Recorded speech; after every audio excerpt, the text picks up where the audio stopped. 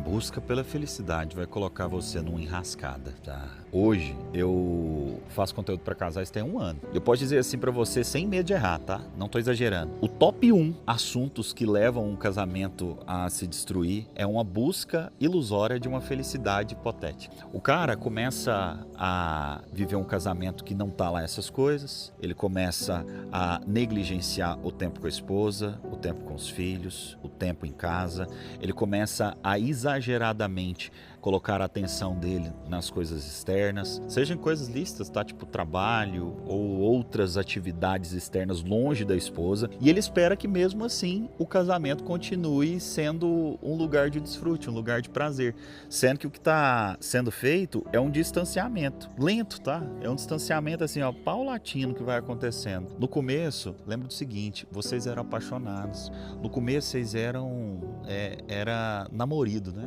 Quando a pessoa é recém-casada, então tudo é gostoso, tudo é mais espontâneo, tudo é mais prazeroso, ainda existe um quê de dopamina nos relacionamentos, na relação sexual, então tudo é um pouco mais natural, digamos assim. Acontece que essa naturalidade, essa espontaneidade, ela não perdura, e aí o homem e a mulher, né, ele precisa amadurecer e entender que um casamento de verdade, um casamento que dura para sempre, um casamento construído numa base sólida, ele precisa de intencionalidade e não de espontaneidade. E aí o que acontece? Alguns homens e mulheres, depois que perdem a espontaneidade, eles falam, não amo mais. Ixi, não amo mais, não. O que acontece é que você é um moleque, você é uma menina ainda, e você acha que amor é frio na barriga. Você acha que amor é tipo assim, nossa, estou desesperado de desejo, de atração por essa pessoa. Agora, porque eu estou infeliz, o que eu vou fazer? O que a geração nossa faz, que é descartar. Tem algo que não está funcionando tão bem, eu vou lá e troco. As pessoas fazem isso com os itens que são cada vez mais obsoletos, né? Coisas que a gente compra, você já percebeu que são cada vez mais obsoletas? Antes as coisas, até os eletrodomésticos eram feitos para durar muitos anos, hoje não. Então, como você troca com uma facilidade muito grande, as pessoas acabam aplicando esse mesmo conceito de trocar quando não tá bom para o casamento. O problema é que aí um casamento envolve uma vida, envolve uma biografia, envolve filhos. Só que as pessoas ficam tão cegas, o homem fica tão cego, a mulher fica tão cega, a ponto de falar assim, não, meu filho não quer que eu seja infeliz, aí por isso eu vou abandonar a família. Beira a insanidade o que acontece com os casais, mas por causa dessa busca incessante e exagerada por uma felicidade hipotética. E como é que isso acontece? Qual a mecânica disso? Você antes era apaixonado, você era espontâneo, você tinha isso, tinha aquilo com o seu cônjuge. O tempo vai passando, a dopamina vai abaixando, a novidade diminui, vocês caem numa determinada rotina, né? A rotina de qualquer pessoa adulta, de qualquer ser humano adulto. E aí vocês deixam de fazer as coisas que vocês faziam de forma espontânea, tipo assim, mandar uma mensagem, dar um beijo todo dia, dar um beijo de língua na sua esposa, no seu esposo. Quanto tempo você não faz isso? Dar um abraço de alguns segundos, ficar 15, 20 segundos abraçado. 15, 20 segundos. Quando foi a última vez que você fez isso? Se você deixa a correria do dia a dia e as coisas que são listas, tá? Tipo trabalho, resolver problemas, alguma causa que você é envolvida, sei lá, as coisas do dia a dia. Se você não se programa para fazer aquilo que você precisa fazer para construir o seu casamento, se você não faz de forma intencional, com o tempo vocês vão se distanciando, vocês vão ficando cada vez mais diferentes. Você vai criando a sua própria perspectiva de felicidade, seu cônjuge vai criando a perspectiva de felicidade dele, quando vê vocês são dois estranhos na mesma casa. Entenda, casamento, gente, casamento maduro, casamento de adulto, ele tem que ser feito diariamente. São atitudes intencionais que você precisa fazer. Então o que você vai fazer para começar a restaurar a sua casa e recobrar essa consciência, recuperar essa alegria, essa felicidade? Você vai começar a fazer as coisas que você fazia de forma espontânea, só que agora você vai fazer de forma intencional. Mandar uma mensagem no meio do dia, dar um beijo, dar um abraço demorado, sair para jantar, sair para almoçar. Você vai elogiar a pessoa, você vai servir a pessoa. Lembra quando você era namorado? Quando a gente é namorado, a gente serve a pessoa sem achar o mínimo de esforço nisso. Tudo é fácil fazer. É meio que você tá no flow, né? Você tá naquela espontaneidade do relacionamento e da paixão. Só que isso tem uma curta duração. Deus, ele é perfeito, ele programou para que houvesse essa bomba, essa explosão de sentimentos de intensidade, para que as pessoas, inclusive biologicamente falando, tá? Para que elas pudessem reproduzir. E aí depois da reprodução, dá uma baixada, tá? Inclusive a testosterona de ambos dá uma baixada, para que eles possam desenvolver outras aptidões, que é, tipo assim, o amor mais tranquilo, o amor de família, o amor não desesperado e apaixonado, mas um amor que cuida, que ouve, né? Um amor mais maduro. Só que aí quando as pessoas perdem aquele sentimento de frio na barriga, aquele sentimento espontâneo, eles falam, eu não amo mais. E aí acabam correndo atrás de um amor, que não é amor, que é só uma ilusão, que é uma fantasia. E aí os homens, né, encontram uma mulher lá fora, desenvolvem um relacionamento, fala que aquilo ali é o amor da vida dele. Ali é o amor da minha vida. Não, e eu vou conversar com os caras falam assim, não, Ricardo, é porque você não entende. Eu entendo. Eu já vivi tudo isso. Eu entendo. Você não é uma exceção. Aquilo ali que você encontrou não é uma exceção. Não existe felicidade no erro. Você começou tudo errado e vai dar tudo errado. Isso é óbvio, só que você tá tão apaixonado, você tá tão dopado. Dopado, eu imagino que essa palavra vem de dopamina, né? Você tá tão dopado que isso te controla, isso te consome, isso te conduz.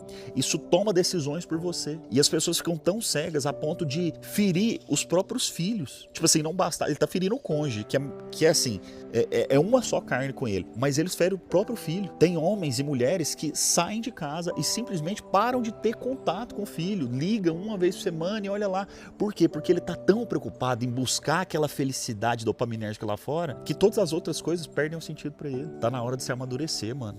Mulher, tá na hora de se amadurecer. O amor verdadeiro é um amor de decisão. O amor verdadeiro é um amor que é construído gradativamente. E esse amor, esse afeto que você constrói dentro do seu relacionamento, ele esfria e ele aquece. Ele esfria e ele aquece. Como? Se você investe nele, ele esquenta. Se você não investe, ele esfria. E aí alguns homens chegam pra mim numa situação em que eles falam, Ricardo, mas eu tô desesperado, eu tô muito apaixonado, eu amo aquela pessoa, ela é o amor da minha vida, mas eu sei que isso é errado, eu preciso voltar pra minha família, só que aqui eu vou ser infeliz. Não, você não vai ser infeliz. Durante um período curto, você vai sofrer, caboclo. Mas foi por culpa sua. Você vai sofrer, porque você também é um ser emocional, não dá pra eu te exigir completamente razão também, mas você precisa entender que você vai se machucar agora. Você já machucou sua esposa, você já machucou seus filhos, você vai machucar aquela outra pessoa que você desenvolveu lá, e você vai se machucar, e vai doer, e vai chorar, mas vai passar. Essa ilusão, esse desejo, esse desespero vai passar. Pode ser que demore alguns meses, e aí algumas mulheres entram em contato comigo e falam assim, Ricardo, meu marido decidiu voltar para casa, mas ele tá depressivo, ele tá chorando. Sim, ele teve que matar aquela praga que ele criou. Você sabe o que é essa praga? Imagina o seguinte, olha como funciona uma relação extraconjugal ou uma pessoa que criou um mundo paralelo. Ele precisa criar uma realidade paralela. É quase como se ele, psicologicamente falando, tá? Uma esquizofrenia. Ele criou uma outra versão dele. Nessa outra versão dele, hipotética, ele é mais simpático com aquela pessoa. Lá eles vivem um romance. Lá eles estão vivendo novos sonhos, uma nova vida. Lá eles planejam. Lá é tudo gostoso, é mais empolgante, tem frio na barriga e o tesão é muito maior. Então ele vive toda essa ilusão lá. Ele cria uma realidade. Nessa outra realidade que ele cria, ele tem outros valores. Ele tem que ignorar a personalidade dele antiga. Ele é mais gentil. Ele ignora os defeitos da outra pessoa. Ele criou um mundo paralelo, literalmente. Uma personalidade paralela. E aí quando ele volta pra casa, existe a personalidade real dele. E aí ele fica puto, porque essas duas personalidades ficam conflitando. E aí ele chega em casa e ele começa a ser agressivo. Ele começa a jogar toda a culpa da infelicidade dele na esposa, ou no esposo, tá? Acontece dos dois lados. Começa a jogar no cônjuge a responsabilidade pela infelicidade dele. E aí ele cria essa dicotomia. Ele tem duas personalidades. Aí quando ele decide voltar para casa, porque o bom senso bateu, porque o Espírito Santo convenceu, ele tem que dar um tiro nessa outra personalidade que ele criou. Então ele vai experimentar meio que um sentimento de luto mesmo. É literalmente. Eu converso com um psiquiatra que é amigo meu, que é o Dr. Jorge. Ele fala, Ricardo, é exatamente assim. Você tem que matar essa outra versão e vai gerar uma sensação de morte, literalmente. Existe uma parte sua que você rachou dentro da sua personalidade que vai vai ser morta. Então vai gerar uma sensação de muita dor, de depressão e de tristeza mesmo. Porque aí na cabeça dele, imagina o que está acontecendo. Ele está matando os sonhos, as possibilidades de felicidade que ele imaginou, que ele idealizou, que ele sonhou. Ele está matando aqui agora. E na comparação dele, para viver uma realidade que é ruim, que é difícil, que é pesada. Só que isso é parte do processo. Então, entenda, essa busca desenfreada por felicidade, por prazer, esse hedonismo, isso vai destruir a vida sua, cara, se você não voltar para a sobriedade. E vai destruir seu filho. E vai acabar com o casamento do seu filho. Porque as guerras que você não vence, homem, seus filhos vão ter que lutar. E não adianta você achar que se você trocar de casamento, não, lá no outro agora eu vou fazer dar certo. Não, você tá fazendo merda nesse, você tá destruindo esse. Quando chegar no mesmo estágio desse, lá no outro, você vai fazer a merda toda de novo. E é um ciclo de merda sem fim. Tem pessoa que ficou ofendida quando eu falo merda, né? Mas é porque assim, não tem outra palavra pra expressar isso. Que Deus te recobre a consciência, tanto você homem como você mulher. Acredite, fazer a vontade de Deus, fazer aquilo que é correto, fazer aquilo que é íntegro, fazer aquilo que é ético, é o melhor caminho. E não se preocupe, você não vai ser infeliz assim. Você só tem que aprender a ser feliz da forma correta. Então é uma questão de ajuste de pensamento, é um ajuste de mentalidade. Você vai aprender a ser feliz da forma correta. Você estava confundindo felicidade com euforia. Você está confundindo uma vida feliz com uma vida cheirando carreira de cocaína. Que Deus te abençoe, que Ele libere uma unção sobre a sua vida de clareza dessas coisas. Eu já estive nessa posição de cegueira. E o difícil é porque muita gente me falava as coisas, só que a gente fica tão cego, a gente fica tão dopado que a gente... Oh, Deus. Mais importante do que esse conteúdo que eu tô te falando, esse conteúdo ele é mais preventivo do que propriamente uma correção, tá? Porque muitas vezes o que corrige uma pessoa que já tá nessa loucura, nessa insanidade toda, é só o Espírito Santo. Mas eu também tenho esse. Então eu libero sobre a sua vida. Eu libero agora em nome de Jesus uma unção de restauração, de sobriedade, de razão, de amor racional sobre a sua vida. Eu declaro em nome de Jesus. Quebro toda cadeia, toda maldição, toda ilusão na sua mente, toda cegueira na sua mente agora em nome de Jesus. Deus te abençoe. Compartilha essa mensagem com alguém e deixa um comentário aí pra mim.